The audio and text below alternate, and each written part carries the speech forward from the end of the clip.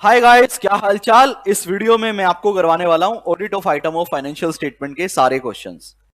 जब भी मैं ये सारे क्वेश्चंस बोल रहा हूं तो इस वीडियो के अंदर स्पेसिफिक मैं करवाऊंगा आपको मई 2024 से जैन 2025 तक के सारे क्वेश्चंस, मतलब न्यू कोर्स के सारे अटेम्प्ट, सारी आरटीपी, सारे एमटीपी। साथ ही साथ इसके बाद आपको वीडियोस अलग से देखनी होंगी। मान लो आपका एग्जाम मई 2026 में है और आप ये वीडियो देख रहे हो, तो आपको आरटीपी एमटीपी की एक अलग से प्लेलिस्ट है। आपको जैन 25 के बाद की आरटीपी एमटीपी एग्जाम के पेपर का सॉल्यूशन अलग से देखना होगा। हालांकि मेरा सजेशन ये होता है कि आप एक बार क्वेश्चन बैंक, अगर आपने इतनी वीडियो देख लिया, मई तक, जैन तक देख ली, तो आगे के क्वेश्चन थोड़े से सेल्फ प्रैक्टिस भी कर लो। क्योंकि जो भी नए क्वेश्चन आएंगे एक बार खुद भी देख लो कि आप अटेंड कर पाते हो, क्या आप उनको रीड कर पाते हो, समझ पाते हो। क्योंकि वीडियो देखोगे तो 100% सिंपल समझ ही आ जाएगा। वो एक सिंगल वर्ड ही होता है जहां पे कंफ्यूजन क्रिएट होता है। तो एक बार सेल्फ प्रैक्टिस भी आपको करनी चाहिए। स्क्रीन लेकर आइएगा प्लीज।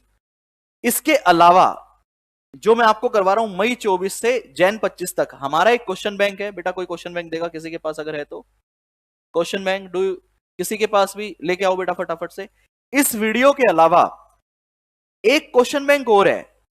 इस क्वेश्चन बैंक के अंदर क्या क्या है पहले वो समझ लो, फिर इसकी वीडियो बता देता हूं। यूट्यूब पे अवेलेबल है फ्री ऑफ कॉस्ट, वो आप देख सकते हो। इस क्वेश्चन बैंक में आपके आईसीआई न्यू कोर्स के सारे स्टडी मटेरियल के क्वेश्चन है। पुराना आईसीआई स्टडी मटेरियल उसके सारे क्वेश्चन है। आपके मई 24 के क्वेश्चन रिपीट हो गए इसमें, मतलब मई 24 के पीडीएफ में भी आ गए, इसमें भी आ गए। प्लस साथ ही साथ जो पुराना सीए कोर्स था उसके रेलेवेंट सारे क्वेश्चन इसके अंदर कवर है। तो 1000 से ज्यादा क्वेश्चन यहां भी कवर है। तो आप इस क्वेश्चन बैंक की भी सारी वीडियो यूट्यूब पे ऑलरेडी अवेलेबल है, पूरी प्लेलिस्ट बनी हुई है। तो अगर आपको एडिशनल क्वेश्चन करने हैं तो ये पूरा क्वेश्चन भी आप करके जा सकते हो। मैं आपको ये मेक श्योर कर सकता हूं, जैसे कुछ बच्चे ना, एक और बहुत इंपॉर्टेंट बात यार, कल भी एक बालक आया था, मैं देख के हैरान हो गया। आप लोगों के ना मन में एक फीलिंग आती है कि यार मेन बुक छोड़ दो, मैं सिर्फ क्या करूंगा, क्वेश्चन बैंक, मतलब सर का ये वाला क्वेश्चन बैंक कर लेता हूं और पीडीएफ कर लेता हूं। भाई तू कितना बड़ा गलत डिसीजन लेने जा रहा है। इन क्वेश्चन बैंक के अंदर एक क्वेश्चन 10-10 बार आया है, तो मतलब सेम चीज कितनी बार डुप्लीकेट है? 10 बार। कोई चीज बहुत प्लेन है, कोई चीज अच्छी है, लेकिन बुक में एक कंसेप्ट कितनी बार है? एक बार। ऐसा हो सकता है कि 40% कोर्स के क्वेश्चन इस क्वेश्चन बैंक में भी कवर ही ना हो। तो अगर आप सिर्फ क्वेश्चन बैंक करके जा रहे हो तो आप तो ऑलरेडी मां काली का टीका लगा के जा रहे हो कि भैया रिपीट क्वेश्चन आ गए तो मैं पेपर लिख दूंगा, अदरवाइज तो जय श्री राम, अगले अटेम्प्ट में आएंगे। तो दोबारा क्लैरिफाई दे रहा हूं, मल्टीपल टाइम क्लैरिफिकेशन दे चुका हूं, फिर भी दे रहा हूं। क्वेश्चन बैंक सिर्फ एक बार करना है। कितनी बार करना है? एक बार। आप जब पहली बार करेंगे उस टाइम पे जो क्वेश्चन आपको ना समझ आए बस उसको मार्क करना है कि ये मैं अगली बार देखूंगा। बाकी सबको कट करते हुए चलना है जो क्वेश्चन आपको समझ आ जाए, प्रोवाइडेड उसका आंसर आपके answer book, note main concept book में है। अगर कोई मान लो कोई ऐसा क्वेश्चन है जिसका आंसर मेरी बुक में ही नहीं है, लेट से, तो फिर वो क्वेश्चन आप मार्क करके रख सकते हो। हालांकि मैंने ऑलरेडी हर वीडियो के बाद, जो भी वीडियो आप देखोगे इस पूरे क्वेश्चन बैंक की, हर वीडियो के बाद मैंने सारे यूनिक क्वेश्चन, सारे अच्छे क्वेश्चन को इंपॉर्टेंट मार्क कर दिया है, पूरी लिस्ट बनवा दी है। किसी चैप्टर से 2 क्वेश्चन है, किसी से 5 है। Audit of item of financial statement वाले चैप्टर से शायद 20 के आसपास भी होंगे। तो आपको क्वेश्चन बैंक नहीं करना है, क्वेश्चन बैंक एक बार करना है। दूसरी बार सिर्फ वो क्वेश्चन करने हैं जो आपको पहली बार नहीं समझ आए थे। दूसरी बार में जब वो पहली बार में ही समझ आ जाए, जब सेम क्वेश्चन आप अगली बार रिवीजन के बाद देख रहे हो और आपको समझ आ गया, अगली बार उसे भी कट कर देना। तो सर ऐसे तो तीसरे रिवीजन में कुछ बचेगा ही नहीं। हाँ, यही टारगेट होना चाहिए कि जब मैं तीसरे रिवीजन तक आऊं ना, तो मेरे पास मेरी अटेम्प्ट की आईटीपी, मेरे अटेम्प्ट के 2 एमटीपी होने चाहिए। उसके अलावा मैं सब कुछ पहले ही कर चुका हूं। और जो 10 टेस्ट पेपर मैं दे रहा हूं वो 10 टेस्ट पेपर आप अटेम्प्ट करो। चैप्टर वाइज भी है, 3-3 चैप्टर के टेस्ट भी हैं, 50 नंबर के टेस्ट भी हैं, 100 नंबर के टेस्ट भी है। तो एक पूरा सिलेबस बहुत बढ़िया से डिवाइड करके आपके लिए टेस्ट सीरीज मैंने डिजाइन कर रखी है। वो आप लोगों को फ्री ऑफ कॉस्ट मिलती ही है। गूगल ड्राइव वाले स्टूडेंट को भी, लाइव को भी, फेस टू फेस को भी आप आराम से अटेम्प्ट कर सकते हैं। वहां पूरी इंस्ट्रक्शंस दी हुई होगी अटेम्प्ट करके कैसे आंसर शीट सबमिट करनी है, सब कुछ। तो आपको अलग से कोई क्वेरी मुझसे पूछने की जरूरत नहीं है। अब मैं आपको करवा रहा हूं इस पीडीएफ के क्वेश्चन, जिसे मई 24 से जैन 25 तक के सारे क्वेश्चन हम कवर कर रहे हैं। आ जाओ जी। इसका एक पार्ट ऑलरेडी हम करवा चुके हैं, तो मैं अब लगाऊंगा वो पार्ट यहां पे कट करके, तो वो जो हमने लास्ट क्लास में क्वेश्चन किए थे ना, वो यहां लगाऊंगा और उसके बाद अब आगे चलेंगे। पेज नंबर है 74 टू 92।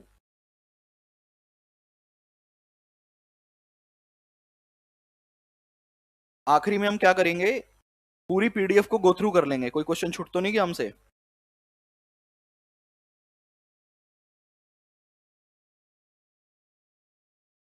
लो जी बेटा जी, और ये पीडीएफ ऑलरेडी यूट्यूब पे एक बार करवा भी रखी है, आपने कर ली ना बेटा? चलो जी, क्वेश्चन रीड कीजिएगा। During the audit of rapid industry private limited, CA Akshat notice that inventory of raw material and consumable and work in progress, raw material, consumable, work in progress, 2.50 CR and 0.25 crore appear in the financial statement of company on March 31st. He wants to verify that the above mentioned inventory have been valued appropriately and as per generally accepted accounting policies and practice, how he should proceed. बताओ बेटा कौन सा question है? Sir आपका inventory का valuation है raw material और क्या था, WIP था ना, WIP। डायरेक्ट क्वेश्चन है, 4 पॉइंट है, हमने 4 पॉइंट लिख के खत्म करना है। तो क्या इस क्वेश्चन को रिमूव किया जाए? क्योंकि आप बुक से जब याद करोगे तो क्वेश्चन ऑटोमेटिक हो जाएगा। मैं भी आपसे आंसर एक्सपेक्ट नहीं कर रहा, मैं सिर्फ आपसे ये, अभी जो हमारी एक्सपेक्टेशन है ना क्वेश्चन बैंक करने की, वो ये है कि आपको क्वेश्चन समझ आया क्या। आज क्वेश्चन समझ आ गया और बुक के आपने एक एक कैप्शन करके सब याद कर लिया, तो ये क्वेश्चन ऑटोमेटिक हो जाएगा, आप आंसर ऑटोमेटिक लिख पाओगे। तो अभी मैं आपसे आंसर लिखने वाली एक्सपेक्टेशन नहीं है, सिर्फ क्वेश्चन समझ आने वाली एक्सपेक्टेशन है। आगे बढ़ते हैं कि भाई ये क्वेश्चन दोबारा देखने की रिक्वायरमेंट नहीं है, अगर मैंने बुक से याद कर रखा है तो। पढ़िएगा बेटा। Zee Limited is engaged in the manufacturing and export of shoes. The statutory auditor of the company wants to reasonably ensure that only the inventory recorded in the financial statement are exclusively owned by the company. भाई हमारी जो inventory included है उसमें मेरी सारी inventory वो है जो मेरी अपनी है, and do not include any inventory that belong to third party. किसी दूसरे की इन्वेंट्री मेरे यहाँ पे इंक्लूडेड नहीं है मेरी इन्वेंट्री में, but include inventory owned by the company but lying with the third party. But मेरी इन्वेंट्री जो किसी तीसरी जगह पे है वो इस लिस्ट में आनी चाहिए, जैसे कंसाइनमेंट वाला केस आपने डिस्कस किया था, ठीक है। Advise the auditor on the audit procedure to be perform in the to achieve the assurance. आप बताओ कौन सा ऑडिट प्रोसीजर लगाओगे।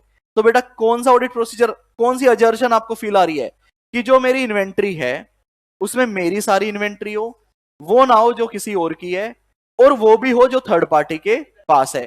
तो क्या क्या कौन कौन सी अजर्शन नजर आ रही है बताओ सर? एक तो यहां पे मुझे राइट एंड ओब्लिगेशन की फीलिंग भी आ रही है कि मेरी सारी इन्वेंट्री हो। दूसरा सर ये बोल रहा है किसी दूसरे की ना हो और मेरी जो थर्ड पार्टी के यहाँ है वो भी हो, तो कंप्लीटनेस की बात कर रहा है, हाँ या ना। और तीसरी, थर्ड पार्टी के पास अगर इन्वेंट्री है तो मुझे उसका एग्जिस्टेंस भी मेक श्योर करना पड़ेगा। तो जो इन्वेंट्री के हमारे पॉइंट थे वो सारे यहाँ पे इन्होंने मिक्स करके डाल दिए, सारे मिक्स कर दिए, अलग अलग नहीं बताया। तो सबसे पहले कहता है भैया एनालिटिकल प्रोसीजर भी लगा सकते हो, inventory turnover ratio, vertical analysis, inventory कितनी है मेरी, बजट वर्सेस एक्चुअल देख लो, नॉन फाइनेंशियल देख लो, वेट एंड अदर मेजरमेंट। तो जो हमारे मिक्स पॉइंट थे ना सारे, वो इसने सारे डाल दिए। उसके बाद फिर इसने जनरल पॉइंट डाले। देखो कितने third class point CI use करता है, ये सारे पॉइंट आपकी किताब में है। कंसाइनमेंट पे एक पॉइंट लिख दिया क्योंकि इन्वेंट्री थर्ड पार्टी थी। उसके बाद बेटा अब क्वेश्चन में कंसाइनमेंट तो दिया नहीं, थर्ड पार्टी वर्ड यूज किया है, तो आप कंसाइनमेंट के अलावा और 2 पॉइंट लिख सकते थे, बताओ कौन से? Goods sent on approval basis, goods to intermediary parties, ठीक है, तो वो वाले पॉइंट भी आप लिख सकते थे। फिर उसके बाद कहता था भैया इन्वेंट्री को रिकंसाइल कर सकते हो, गुड्स इन ट्रांजिट जो मेरे रास्ते में है, ये सारा रिकंसिलेशन की तीनों पॉइंट डाल दिए इसने कि भैया रिकंसाइल कर लो physical amount versus perpetual record, reconcile कर लो physical count versus ledger, book versus physical. तो एग्जिस्टेंस के पॉइंट हो गए, किसके पॉइंट हो गए बेटा? एग्जिस्टेंस के पॉइंट हो गए। कंसाइनमेंट थर्ड पार्टी के पास, थर्ड पार्टी। उसके बाद टैग्ड इन्वेंट्री देख लो कहीं उसमें ओमिटेड ट्रांजैक्शन तो नहीं है और इनवैलिड ट्रांजैक्शन तो नहीं है। तो ये वाला जो क्वेश्चन था ना आपका, ये मुझे अच्छा क्वेश्चन लगा आपका एमटीपी का, क्योंकि यहां पे ना सारे पॉइंट पूछ लिया आपसे, एग्जिस्टेंस भी पूछ लिया, कंप्लीटनेस भी पूछ लिया, राइट भी पूछ लिया। आप इनवॉइस वाला पॉइंट भी लिख सकते थे।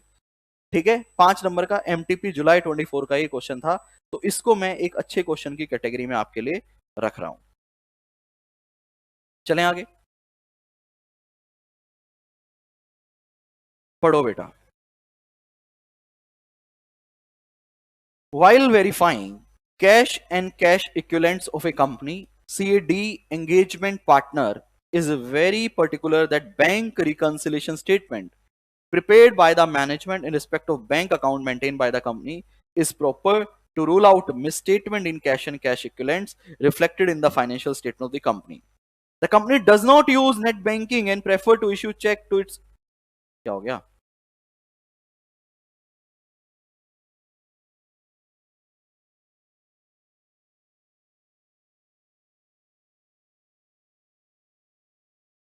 कौन सा क्वेश्चन था? हाँ ये था ना, the company does not use net banking, है ना?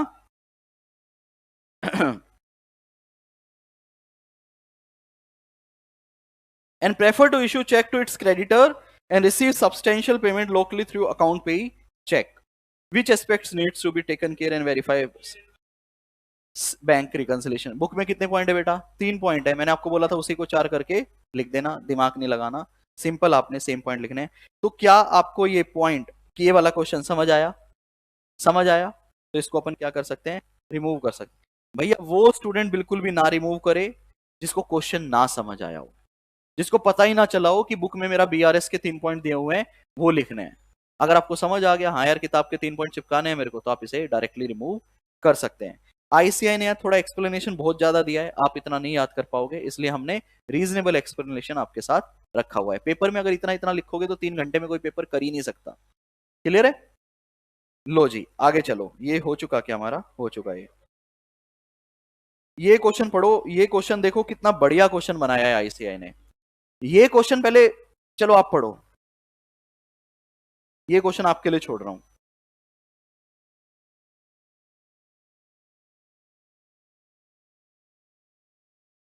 फुल स्क्रीन कर देना निवास क्वेश्चन को।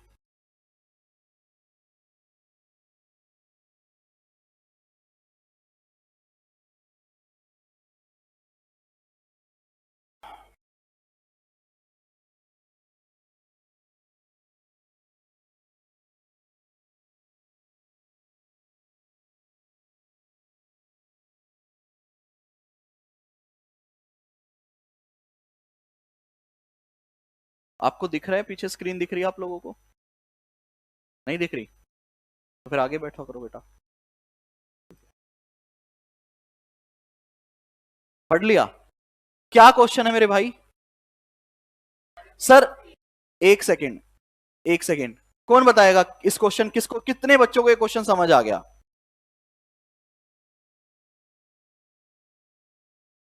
बाकी आपको नहीं समझ आया बेटा? पढ़ा आपने क्वेश्चन? बेटा आपको नहीं समझ आया question?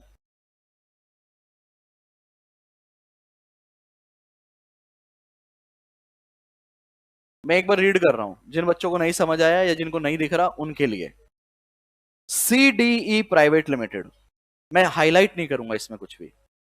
A manufacturing company had made investment in share of a some blue chip company. Additionally, it had temporarily deposited some of its extra fund in FD with a scheduled bank. Dividend from share amounting to rupees 1.80 lakh, net of TDS है 0.02 lakh. And bank interest आया है 2,70,000, net of TDS 30,000. Were credit to the bank account of the company. Company में क्या आ गया? जो हमने share खरीदे थे उसका डिविडेंड आ गया, जो एफडी करी थी उसका ब्याज आ गया। उसके बाद कहता है during the year 23-24 it has also sold some share resulting in net gain of 5 lakh. भाई शेयर हमने बेच दिए, 5 लाख का कैपिटल गेन हो गया। The company had shown above income under the head other income, company ने वो इनकम अपनी अदर इनकम में दिखा दी फॉर कंसोलिडेटेड अमाउंट 9.50 लाख। कैसे? 5 लाख रुपए का कैपिटल गेन, 270 प्लस 180 ये उन्होंने अपना अदर इनकम में दिखा दिया। आगे क्या कहता है? No other information is furnish in the financial statement put up for the audit, और इसके अलावा कोई भी फर्दर इंफॉर्मेशन नहीं है। As an auditor of the company discuss whether the above situation constitute misstatement. क्या ये मिसस्टेटमेंट है? in the financial statement of the company and also state few example of misstatement. भाई कितने बच्चों को नहीं समझ आया? बेटा अब समझ आया? पहला तो ये 2 चैप्टर का मिक्स क्वेश्चन है। आखिरी में क्या पूछा? क्या ये ऊपर वाली सिचुएशन मिसस्टेटमेंट है? और फिर क्या बोलता है मिसस्टेटमेंट के एग्जाम्पल दो। बेटा कहां पढ़कर आए हो? चैप्टर 3 में पढ़कर आए हो।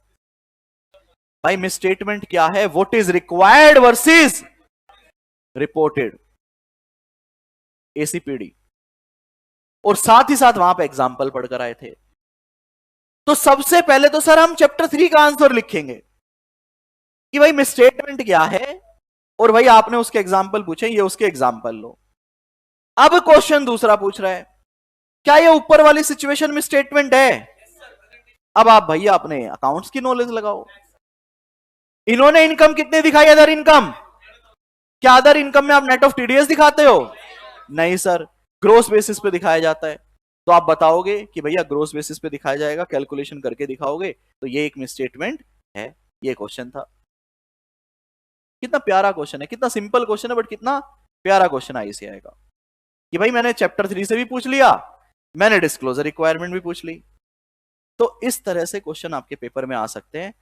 आपको भैया जजमेंट तो लगाना पड़ेगा यार। मिसस्टेटमेंट के ऊपर कंसेप्ट है, मिसस्टेटमेंट एक्सप्लेन कर दो, एग्जांपल साफ साफ पूछ रहा है। अरे किसी को ऊपर ये भी नहीं समझ आ रहा कि मिसस्टेटमेंट है नहीं है, तो कम से कम मिसस्टेटमेंट वाला कंसेप्ट लग के 3 नंबर तो स्कोर करो, हाँ या ना? तो भाई ये क्वेश्चन अब वो बच्चे मार्क करे, मैं नहीं मार्क कर रहा इसको, इंपॉर्टेंट सिर्फ वो मार्क करे जिनको ये नहीं समझ आया था। तो पहले मिसस्टेटमेंट बता दी, फिर इन्होंने करंट क्वेश्चन को बता दिया भाई जो इनकम थी वो 2 लाख और 3 लाख थी और टोटल 5 लाख थी, तो ग्रोस बेसिस पे जाएगी। डिस्क्लोजर रिक्वायरमेंट में क्या आएगा? Interest income 3 lakh, dividend 2 lakh, gain 5 lakh. फिर इसने बता दिया मिसस्टेटमेंट जो चैप्टर 3 में पढ़कर आते हैं उसके एग्जाम्पल। ठीक है, क्लियर है? आगे चलते हैं, क्वेश्चन रीड कीजिएगा please. CAJ is appointed as a statutory auditor of Sigma and Beta Limited for the year 23-24. During the audit, he observed trade receivable amounting to rupees 50 crore are reflected in the financial statement of the company. 50 crore के debtor हैं. He wants to obtain sufficient appropriate audit evidence to conclude that trade receivable valued appropriately. बताओ भाई क्या करोगे? Valuation पूछ रहा है, valuation of debtor पूछ रहा है, एजिंग रिपोर्ट आपको लेनी पड़ेगी, प्रोविजन का कैलकुलेशन देखना पड़ेगा, वो सारे पॉइंट आप लिखोगे। तो वही बोल रहे हैं सर हम क्या करेंगे? डाउटफुल डेट्स देखेंगे कंपनी के, कंपनी का प्रोसेस क्या है, एजिंग रिपोर्ट लेंगे, लिस्ट ऑफ डेटर देख लेंगे भाई कोई लिटिगेशन में है क्या, तो भी उस पर प्रोविजन बनेगा। उसके बाद स्क्रूटनाइज कर लेंगे, एनालिसिस कर लेंगे, प्रोविजन देख लेंगे उसका रेट सही है या नहीं है, और मूवमेंट प्रिपेयर। अब देखो एडिशनल पॉइंट कैसे लिख रहा है, मूवमेंट देख लेंगे बैड डेट्स का, और राइट ऑफ देख लेंगे कुछ हुआ है या नहीं हुआ है। तो अब क्या कर सकते हो आप? आपके डेटर में इतने पॉइंट नहीं है, वैल्यूएशन में आपकी किताब में इतने पॉइंट नहीं है, 3 पॉइंट है। तो आप क्या कर सकते हो, यहां से ये आखिरी के जो मूवमेंट्स वगैरह के पॉइंट डाल दिए, जो कंप्लीटनेस वाले पॉइंट डाल दिए, क्योंकि यार वैल्यूएशन कब चेक करूंगा? मैंने आपको पढ़ाते हुए भी बताया है, कोई भी अजर्शन आ जाए आप कंप्लीटनेस के पॉइंट तो लिख ही सकते हो, क्योंकि जब तक कंप्लीटनेस नहीं वेरीफाई करूंगा तब तक एग्जिस्टेंस नहीं वेरीफाई करूंगा, और उसके बाद वैल्यूएशन वेरीफाई करूंगा। तो वैल्यूएशन पे अगर क्वेश्चन आया है तो वैल्यूएशन के स्पेसिफिक पॉइंट डाल दो, फिर एडिशनल पॉइंट कहां से डाल दो? कंप्लीटनेस के। तो वही क्या इसने मोमेंट का पॉइंट भी देख लिया, स्केड्यूल का पॉइंट भी लिख दिया, और फिर राइट ऑफ भी कवर कर लिया। तो ये आप क्या कर सकते हो? Add points in notes. ठीक है बेटा, लो जी क्वेश्चन पढ़ो।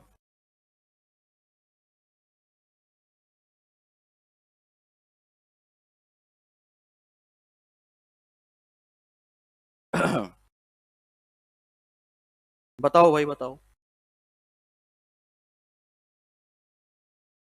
किसका किसका कंप्लीटनेस? अच्छा, Veer and Associate is appointed as an auditor of KMP Limited. During the auditor wants to verify trade payable and balance that were supposed to be recorded have been recognized. जो record होना था वो record हो गया है। Which assertion auditor wants to ensure? कौन से assertion देख रहा है? Completeness. Completeness of trade payable. क्या लगाओगे main audit procedure? Cut off testing. Cut off testing याद है? डेटर क्रेडिटर का कंप्लीटनेस सबसे मेन ऑडिट प्रोसीजर क्या था? Cut off testing. Purchase sale का कट ऑफ आपको करना ही पड़ेगा। ये पेबल का बोल रहा है तो किसका कट ऑफ करोगे? परचेज का। किसका कट ऑफ करोगे? परचेज का कट ऑफ। तो सबसे पहले वही बोल रहा है कि कंप्लीटनेस के लिए भैया हम क्या करेंगे? कट ऑफ टेस्टिंग लगाएंगे, उसके बाद जनरल ऑडिट प्रोसीजर इसने चिपका दिए। लेकिन लेकिन लेकिन एक अच्छी चीज है जो मेरे को आंसर में दिखी, मैंने क्वेश्चन उतना डिटेल में पढ़ा नहीं, ट्रेड पेबल के बाद एंड भी लिखा हुआ है। नालायक हो, मेरे को क्वेश्चन, मेरे से गलती करवाते हो, मरवाओगे मुझे? नहीं नहीं सरदार जी नहीं, ट्रेड पेबल जो है वो मेरे क्रेडिटर्स हो गए, एंड लायबिलिटीज मतलब हर तरह की लायबिलिटी आ गई अब इसके अंदर, सारी लायबिलिटी आ गई, चाहे मेरी टैक्स लायबिलिटी हो, चाहे मेरा पीएफ हो, चाहे ईएसआई हो, सब कुछ आ गया।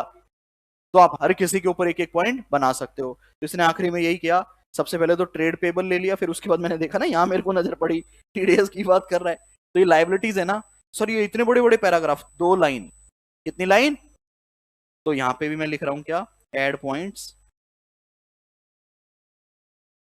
इन नोट्स बेटा, लेकिन दिमाग लगा के लिखना, ट्रेड पेबल में मत लिख देना, लायबिलिटीज में लिखना, ठीक है? ट्रेड पेबल नहीं, लायबिलिटी का कंप्लीटनेस, यस, ठीक है। पढ़ो बेटा। किसका? ओहो साफ ही दे दिया, कंप्लीटनेस ऑफ इंटेंजिबल। सर अब ना देखो इसमें मसाले वाले पॉइंट है सारे। सबसे पहले क्या वेरीफाई किया? मूवमेंट, एक्यूरेसी, उसके बाद लिस्टिंग ले ली, बाकी जो आपकी किताब में दे रखा है वो, बाकी आपकी जो बुक में मैंने पॉइंट दे रखे हैं वो है, ठीक है भाई? आगे बढ़ लो। एक ऐसे 570 का क्वेश्चन रह गया था, अभी देखें बाद में देखें?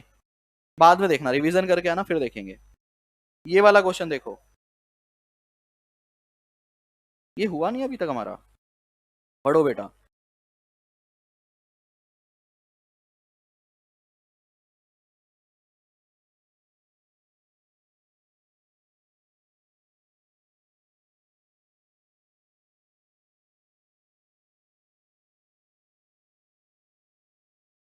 बता दो फिर मैं आगे बढ़ूंगा।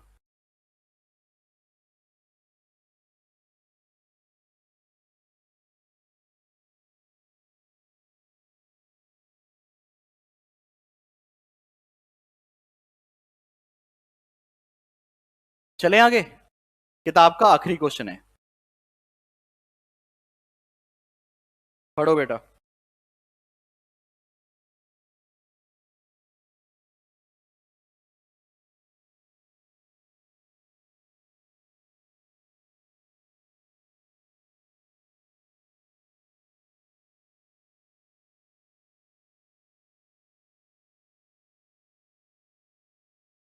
सारे एक्सपेंस टोटल करके दे दिया, अदर एक्सपेंस, तो अदर एक्सपेंस में जनरल सारे पॉइंट डाल देना जो भी मैंने आपको लिखवा रखे हैं, ठीक है? फालतू का क्वेश्चन है तो ये भी काट दो। ओ वाओ, अकाउंट्स का बहुत प्यारा क्वेश्चन, पढ़ो भाई। AS2 का क्वेश्चन है। अब सोचो पेपर में, मैं अभी तो मैंने लिख दिया, ये एग्जाम का क्वेश्चन है भाई। आप वेट कर रहे थे वैल्यूएशन वैल्यूएशन वैल्यूएशन, मैं लिखूंगा अजर्शन अजर्शन, ऐसे कहता ले कर ले। अकाउंट्स में नहीं पूछा AS2, इस बार ऑडिट में लिख दे बेटा, पढ़ो बेटा।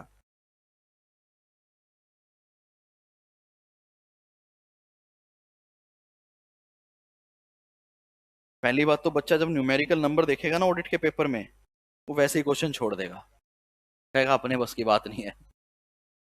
और अब क्वेश्चन देखो कितना आसान है, 4 नंबर का क्वेश्चन है।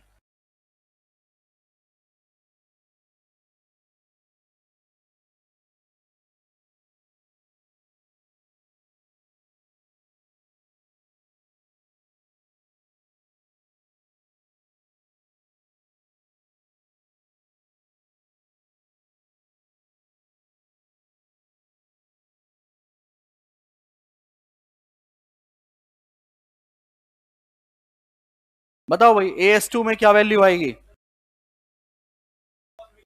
हाँ तो आपको क्या बोलना है? AS2 लिखना पड़ेगा, AS2 वैल्यूएशन ऑफ इन्वेंट्री। आप इन्वेंट्री का वैल्यू कैसे करते हो? Cost versus NRV whichever, पहले तो डेफिनेशन लिखोगे, फिर आप बताओगे in the given situation the cost of inventory includes material purchase price, calculate करके दिखाओगे, allocation transport cost and abnormal wastage. अब बता रहा हूं ना, लिखना तो पड़ेगा ना, प्रेजेंट तो करना पड़ेगा ना। फिर लिखोगे एज पर AS2 valuation of inventory abnormal cost should not be the part of total cost of the inventory, hence it should be removed. The revised cost of the inventory will be material purchase cost allocation cost minus, उसको include ही मत करना, या ऊपर वाले में से minus करना, टोटल कर देना, कितना हो जाएगा 25,23,000। फिर दिखाना कॉस्ट NRV इतना, टोटल वैल्यूएशन ऑफ इतना। तो ये 4 नंबर का क्वेश्चन था, तो ये कैलकुलेशन आपको करके दिखानी पड़ेगी। ऐसा इन्हें गंदे तरीके से करके दिखाई है, आप थोड़ा टेबल फॉर्म में अच्छे तरीके से करके दिखाना, ठीक है बेटा। तो ये अकाउंट्स का क्वेश्चन आ गया था पेपर के अंदर। पढ़ो बेटा, एग्जाम का क्वेश्चन था डिस्क्लोजर रिक्वायरमेंट का। मैंने बोला ना 95% जो मैं मार्क करवा के देता हूं वही आएगा। और ऐसा नहीं है आपको अब मार्क करवाया है, पुरानी रिकॉर्डिंग देख लो, यूट्यूब की पुरानी वीडियो देख लो, मार्क करवाया हुआ है मैंने। टचवुड आज तक ऐसा नहीं हुआ कि मैंने जो लिस्ट दी उससे बाहर से कोई क्वेश्चन आ गया हो। पता नहीं मैंने आपको बताया है नहीं बताया है। एक पेपर में 21 क्वेश्चन आते हैं आपके पेपर में, शायद मई 24 का ही पेपर था, पता नहीं कौन सा था। मैं जनरली इंपॉर्टेंट क्वेश्चन में बिलीव नहीं करता, बट उस टाइम ना मेरी रिसर्च कुछ बोल रही थी, तो मैंने एक 40 क्वेश्चन की लिस्ट एग्जाम से 2 महीने पहले निकाल दी, 2 दिन पहले, कि भाई रिवीजन कर रहे हो कर लो, ये 40 क्वेश्चन थोड़ा अच्छे से देख के जाना। 17 क्वेश्चन उसमें से आ गए, 17 क्वेश्चन। भाई बच्चे बोल रहे हैं सर पेपर आपने लीक कर रखा था। वो कुछ ना मेरी रिसर्च थी, वो मार्केट में जो चल रहा था ना, मैंने वो सब क्वेश्चन अलग किए थे, और आईसे ने पूरा पेपर ही उस बेस पे बना दिया। तो वो सिर्फ डिपेंड करता है जो पेपर बना रहा है उसका थॉट प्रोसेस क्या रहेगा, वो मैं सोच रहा हूं बैठ के, तो उस तरह की। लेकिन अब मैंने वो बंद कर दिया, मैंने कहा नहीं यार। चलो बेटा क्वेश्चन पढ़ के बताओ।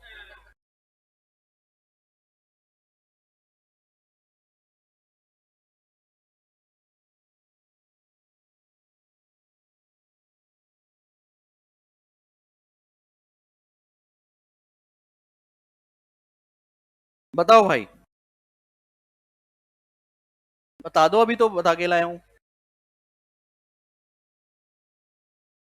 क्या क्वेश्चन है? डिस्क्लोजर रिक्वायरमेंट है, लोन्स टू रिलेटेड पार्टी। तो क्या था भाई? रिलेटेड पार्टी दिखाओगे, टोटल लोन दिखाओगे, और उसका परसेंटेज ऑफ टोटल लोन दिखाओगे, बात खत्म। अदर भी आएगा क्या फिर डिस्क्लोजर में? नहीं। तो आपने क्या करना है, रिलेटेड पार्टी दिखाना है, लोन आउटस्टैंडिंग दिखाना है, टोटल का कितना परसेंटेज है। अभी आप ही पूछ रहे थे पेपर में आता है नहीं आता है, आ गया। तो ऐसे जितने भी टेबल के मैंने आपको मार्क करवाए हैं, कोई दूसरा भी आ सकता है आपके एग्जाम में।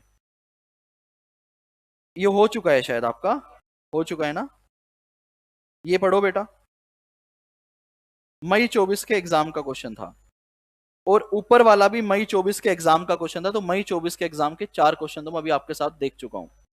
तो 20 नंबर का काम तो ये सामने, फिर MCQ अलग, केस बेस MCQ अलग। लो जी, ये हो चुका ये वाला पढ़ो, सॉरी।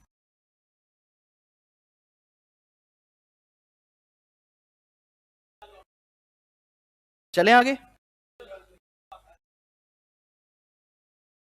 मई 24 का एग्जाम क्वेश्चन 25 नंबर, 25 नंबर। भाई ऐसा हो सकता है आपके पेपर में, आप सोच के जाओ कि चैप्टर 4 और 5 ऐसे 500 सीरीज यार 15 नंबर की आएगी, सोच के जा सकते हो। पेपर में हो सकता है 40 नंबर का आ जाए। आप सोचकर जाओगे 15 की आएगी, पेपर में हो सकता है क्वेश्चन ही ना आए। तो आप ना जब भी सैंपलिंग करो ना सिलेबस में, तो एक खंजर ना पहले तैयार रखना, पेपर में लेके जाना बस्ते में डाल के, और अगर आपके एक्सपेक्टेशन के अगेंस्ट ना है ना, वहीं मार लेना, काम खत्म। भाई रिजल्ट देखने से चाहे वहीं डाल दो अंदर कि मैं क्यों नहीं पढ़ के आया, तो वहीं सेट हो जाएगा आपका मामला। बेटा तू घर चल, आगे बढ़े बेटा। एक सेकेंड बेटा, क्वेश्चन रीड करके बताओ।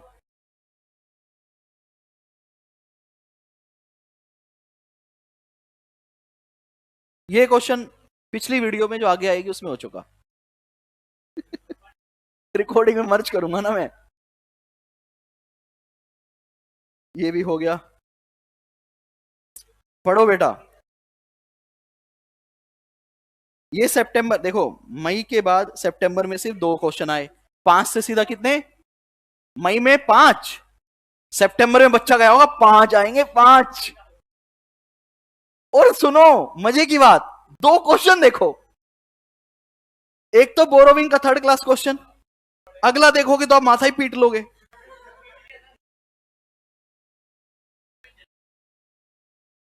बालक कहेगा जो मैं 20 घंटे बैठ के पढ़ा था वो इसके लिए पढ़ा था मैं,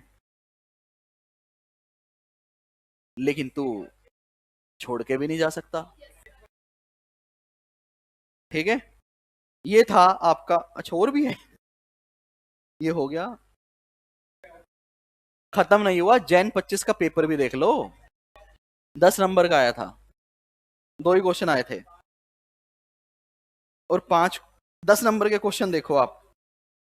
इसलिए कहता हूं मॉड्यूल 2 आखिरी में करना, क्योंकि ये चैप्टर ऐसे हैं 2 घंटे लगा दो तो भी हो जाएंगे, 3 लगा दो तो भी हो जाएंगे, 5 लगाओ तो भी हो जाएंगे, मतलब कम समय में भी हो जाएंगे और ज्यादा में भी।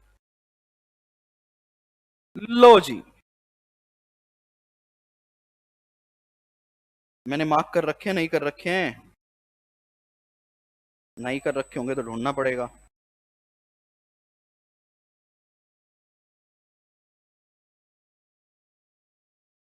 मिल गया,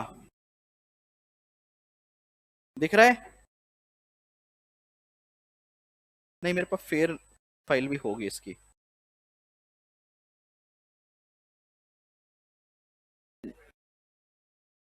कौन सा अटेम्प्ट देख रहे हो? जैन 25, जैन 25। अच्छा आप लोगों को ना मैं इस तरह की समरी भी देता हूं, जैसे किसी बच्चे के पास समय कम है, आरटीपी एमटीपी करने का भी समय नहीं है, तो पेपर से पहले मेरी एक इस तरह से ना पीडीएफ आती है जिसमें मैं हर एक क्वेश्चन बताता हूं, कौन से चैप्टर का है, कहां से आया है, क्या कंसेप्ट है, टॉपिक कौन सा है, और ये डायरेक्ट क्वेश्चन है या नहीं। तो आपको आरटीपी एमटीपी अगर समय नहीं लगाना तो बस मेरी पीडीएफ देख लेना। तो इस पीडीएफ से, ये मेरे स्टूडेंट के लिए बेसिकली बहुत यूजफुल पीडीएफ है, तो इससे आपको ये पता चल जाएगा कि ये आरटीपी एमटीपी भी करनी है या सारा रिपीट कंटेंट है इसको पढ़ते ही। तो यहाँ पे जैसे मैंने 2 क्वेश्चन मार्क कर दिए, तो बेसिकली मैं 2 क्वेश्चन, ये कलर जो है ये बोल रहा है कि पूरी आरटीपी एमटीपी छोड़ दे तू अगर क्वेश्चन बैंक कर चुका है तो, और मेन बुक कर चुका है तो, बस 2 क्वेश्चन पढ़ ले। समझ आई मेरी बात? तो ऐसे हर अटेम्प्ट की मैं पीडीएफ भी देता हूं, तो वो भी आप कर सकते हो। अभी अपने को देखना था क्या, सजेस्टेड आंसर। लो जी, पढ़ो बेटा, 3rd का ए, यहां से पढ़ लो थोड़ा फेयर हो जाएगा। 3rd का ए, लो जी बेटा। अब इतना बड़ा क्वेश्चन है, बच्चा कहेगा यार ये तो ना हो पाएगा।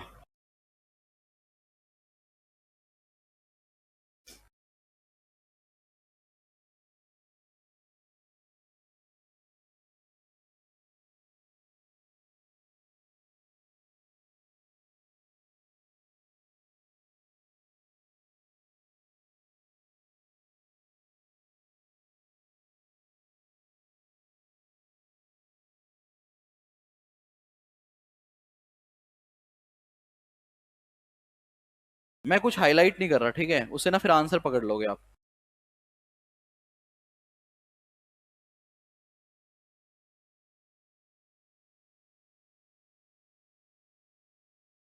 दो क्वेश्चन है यहाँ भी।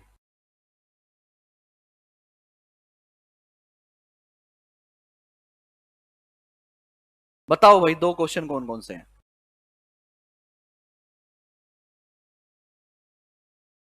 बेटा क्वेश्चन पढ़ लिया सबने? 2 क्वेश्चन है, एक तो प्रेजेंट, एक तो डिस्क्लोजर रिक्वायरमेंट पूछ रहा है इंटेंजिबल की, और एक कंप्लीटनेस पूछ रहा है ऑल एडिशन की। 2 क्वेश्चन तो समझ आ गए।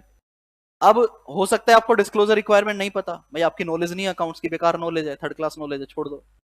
तो नोट्स बना रखे हैं तो कंप्लीटनेस ऑफ इंटेंजिबल तो लिख दोगे, कंप्लीटनेस ऑफ इंटेंजिबल तो लिख देंगे हम। अब बताओ डिस्क्लोजर रिक्वायरमेंट गलत है या सही है? क्या गलत है? नालायको, पहली गलती, ऊपर ऊपर साफ साफ लिख रहा है प्रॉपर्टी प्लांट एंड इक्विपमेंट, किस में आएगा? ये किस में लेके जा रहा है, AS10 में, तो पहली गलती तो साफ साफ ही दिख रही है। तो आप ये मान के चलना जो भी क्वेश्चन आएगा उसमें गलती तो है। जब आप अभी क्या बोल रहे थे, सही लग रहा है, नहीं आपने अपने आप को क्या बोलना है, बेटा गलती तो है, अब तू ढूंढ ले। और ना ढूंढ में आए ना तो पेपर ना ऐसे कि सेम होते हैं, मैं तरीका बता रहा हूं, सिर्फ ऊपर नीचे होते हैं, तो आखिरी में पीछे वाले से पूछ लियो, भाई बताइए जरा क्या गलती है। समझ आ रही है बात? कोई वैन ना लग रहा, मैडम को गोली दे देना बस, ठीक है। वो भी मैं बताऊंगा तो तू क्या करेगा। देखो बेटा, ऑडिट प्रोसीजर फॉर एडिशन तो सिंपल था आपके लिए। ये क्या कह रहा है, where the software is not an integral part of related hardware, जो कि साफ साफ लिख रहा है क्वेश्चन में, is treated as an intangible asset. The purchase of software is not an integral part of a hardware amounting to rupees 2 crore. It should be presented in balance sheet under the head intangible and not the under head fixed asset. आप PPNE भी word use कर सकते थे। उसके बाद अपना addition के सीधा पॉइंट लिखो और आगे बढ़ो, एडिशन टू इंटेंजिबल। एक क्वेश्चन हो रहा है,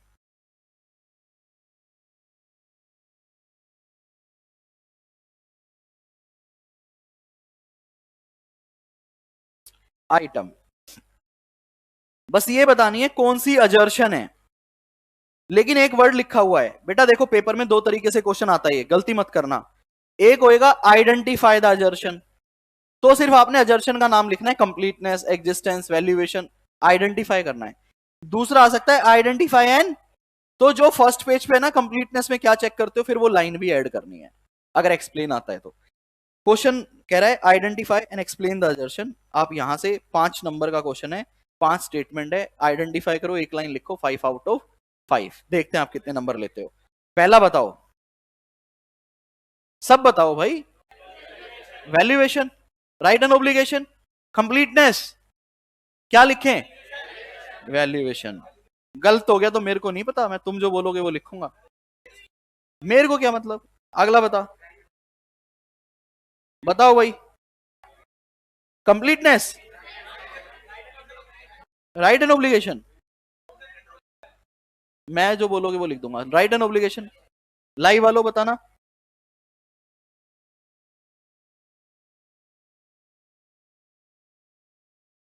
लो मैंने पूरी हाईलाइट करी। कंप्लीटनेस, कंप्लीटनेस, कंप्लीटनेस, ठीक है। लाइव वालों, कंप्लीटनेस पे लोग किया है सबने, एक, चलो जी।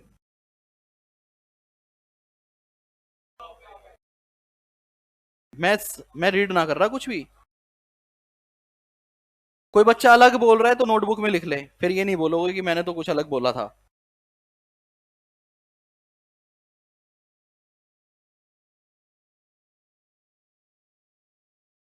एक्यूरेसी मैं क्लियर कर देता हूं, जहां पे कैलकुलेशन रिकैलकुलेशन की बात है वो एक्यूरेसी होती है।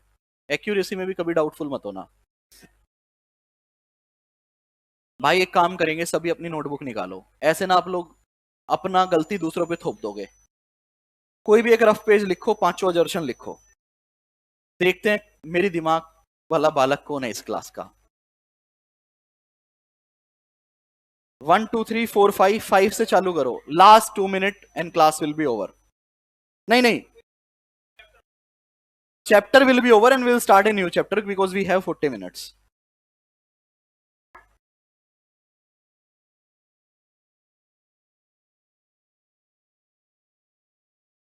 1 2 3 4 5 लिख लो, 5 की अजर्शन लिखो कौन सी है, एक्सप्लेन नहीं करना, सिर्फ अजर्शन लिखना है।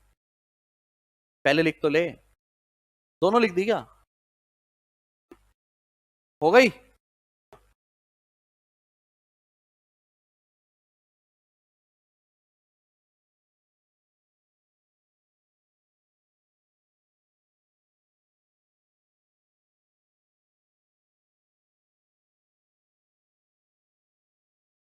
हो गया, 5 हो गई। कटिंग नहीं होनी चाहिए किसी की भी, एक भी कटिंग हुई है दोबारा लिखो नीचे, नोटबुक चेक करूंगा, कटिंग नहीं दिखनी चाहिए मेरे को। कटिंग हुई है तो दोबारा लिखो, 5 5 लिख दी, पेन बंद करके नीचे रख देंगे, पेन बंद करके नीचे रख देंगे। सबका हो गया भाई। लाइव वालों एक बार आप बताओ भाई, सब डन है ना, सब डन है ना। हाँ भाई, कोई कर रहा है अभी, लास्ट बेंच, डन बेटा। दिख नहीं रही तो भाई पीछे क्यों बैठे हो, फिर आगे आओ ना, कुर्सी तो आगे भी है। लो जी, पहला बोलता है inventory has been recognise at lower of cost और net realisable value in accordance with AS2, साफ साफ दिख रहा है, दिस इज वैल्यूएशन। दूसरा बोल रहा है एंटिटी ओन और control the inventory record in the financial statement, पूरा पढ़ लेना हमेशा। The purchase invoice have been made in the name of the company, मतलब राइट एंड ऑब्लिगेशन। तीसरा बोल रहा है sales are recorded correctly in the books of account based on the invoice discount have been properly adjusted or account for। कौन सी अजर्शन है? Completeness नहीं है। कहीं बोल रहा है all sales have been recorded correctly, sales बोल रहा है सेल्स को आपने सही से रिकॉर्ड किया है on the basis of discount adjustment, सब कुछ सही अकाउंट फॉर हो गया है। अब नहीं समझ आ रही, कंप्लीटनेस तो किसी एंगल से भी नहीं है, 100% की बात कहीं भी नहीं कर रहा। तो अब आपको अगर नहीं समझ आ रही तो इसका तरीका क्या है, पेपर में कैसे आइडेंटिफाई करेंगे? सेल्स एक बैलेंस शीट अजर्शन है, इनकम स्टेटमेंट अजर्शन है, इनकम स्टेटमेंट अजर्शन है, ठीक है। अजर्शन बताओ सर। CEAVOP, सेल्स में कंप्लीटनेस कंप्लीटनेस रहेगा, एग्जिस्टेंस चेंज हो गया क्या हो जाएगा? अकरेंस। एक्यूरेसी चेंज हो गया क्या हो जाएगा? एक्यूरेसी रहेगा। वैल्यूएशन चेंज हो गया क्या हो जाए? Measurement. Right and obligation right and obligation रहेगा, प्रेजेंटेशन प्रेजेंटेशन रहेगा। कट ऑफ, एक कट ऑफ, ठीक है। ये क्या बोल रहा है कि आपने सेल्स को सही से रिकॉर्ड किया है, सारे डिस्काउंट हटा दिए, सारी एडजस्टमेंट कर दी, सारे अकाउंट फॉर सही कर दिए। तो कौन सी अजर्शन है बेटा? मेजरमेंट। कौन सी अजर्शन है? कोई कोई कटिंग नहीं करेगा पेपर में। कौन सी अजर्शन है? मेजरमेंट। मेजरमेंट अजर्शन है। भैया आपने सेल को सही से मेजर करके रिकॉर्ड किया है, सारे डिस्काउंट वगैरह सब हटा दिए हैं, सारी एडजस्टमेंट सही से कर दी है। Last, all the item of inventory pertaining to the relevant year shall be included regardless of the location। Cut off, ये सही है। कट ऑफ मेरे को literally I am very proud on you guys, क्योंकि अदरवाइज ना 90% student यहां completeness mark करता, लेकिन आपने उस कीवर्ड को आइडेंटिफाई कर लिया सर, आखिरी में ना रेलेवेंट ईयर लिखा हुआ है, तो हमने, I am really proud of you. ये एक बहुत, आईसीआई ने जो ये स्टेटमेंट बनाई है ना, superb superb. Last, employee benefit expense do not include the cost of any unauthorised personnel. देखो अगर आपको वो एक्सप्लेनेशन याद होती ना, वन वन लाइन वाली अजर्शन वाली, तो आप पहली लाइन में ये आइडेंटिफाई कर देते, लेकिन अभी आपको याद नहीं है तो इसलिए आप नहीं आइडेंटिफाई कर पाए। ये इसमें आपने क्या लिखा है मुझे नहीं पता। Employee benefit expense balance sheet assertion है, इनकम स्टेटमेंट अजर्शन है, तो इनकम स्टेटमेंट अजर्शन मैंने नीचे बना रखी है। क्या कह रहा है? क्या कह रहा है कि भैया एम्प्लॉय बेनिफिट एक्सपेंस के अंदर कोई अनऑथराइज्ड पर्सनल का रिकॉर्डिंग नहीं होना चाहिए। कंप्लीटनेस नहीं है, एक्यूरेसी की बात हो नहीं रही, वैल्यूएशन की बात हो नहीं रही, राइट एंड ओब्लिगेशन की कोई बात नहीं है, कट ऑफ और प्रेजेंटेशन की बात नहीं है। तो यहाँ पे क्या बोल रहे हैं, जो है वो इसके अंदर कवर्ड है, बाकी इसके अंदर कुछ भी नहीं होना चाहिए। तो अकरेंस, जो ट्रांजेक्शन मेरी है वो है। कोई ऐसा बालक जिसकी पांचों सही हो, लाइव में, फेस टू फेस में, जीडीपीडी में, अगर जीडीपीडी पे कोई बालक देख रहा है और आपकी पांचों सही थी तो आप मुझे जरूर बताइएगा मैसेज करके कि सर मेरी पांचों अजर्शन ठीक थी, क्योंकि मुझे लगता है यहाँ पे दो अजर्शन मैक्सिमम बच्चों की गलत रहेगी, first and second, first and second. बाकी तो मुझे लगता है सारी, या फर्स्ट और थर्ड किसी बच्चे की, मुझे लगता है 5 में से 3 नंबर आप स्कोर कर पाते। दो में जजमेंट था किसी का, दो में फर्स्ट और सेकंड में जजमेंट था, किसी का फर्स्ट और थर्ड में जजमेंट था।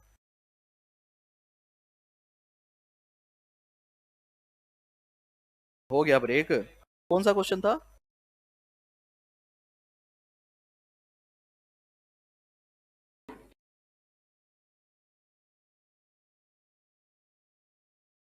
भाई आईसीआई की जजमेंट देख लेता हूँ, कई बार ना इसे अजर्शन को ऑडिट प्रोसीजर बोल देता है, किसी को कुछ बोल देता है।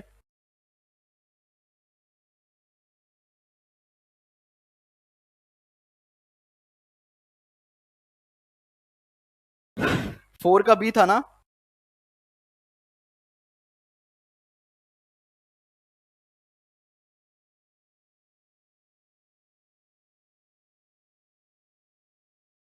एक बार देख लो प्लीज। पहला क्या था?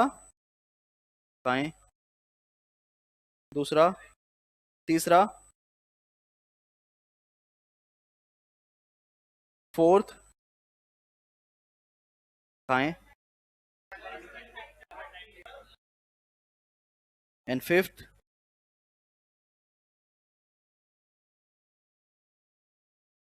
ठीक है, क्वेश्चन को वापस उतार दो और अजर्शन लिख दो। ये था आपका audit of item of financial statement. इसके बाद वाले क्वेश्चन मेरा आपको रिकमेंडेशन है, प्लीज सेल्फ ट्राई कीजिएगा। जो भी इसके बाद वाली आईटीपी, एमटीपी या पास्ट ईयर आए, आप चाहें तो वीडियो देख सकते हैं, but that should be your last resort. ठीक है, bye guys, take care, keep enjoying audit with Kapil. Jai Hind दोस्तों।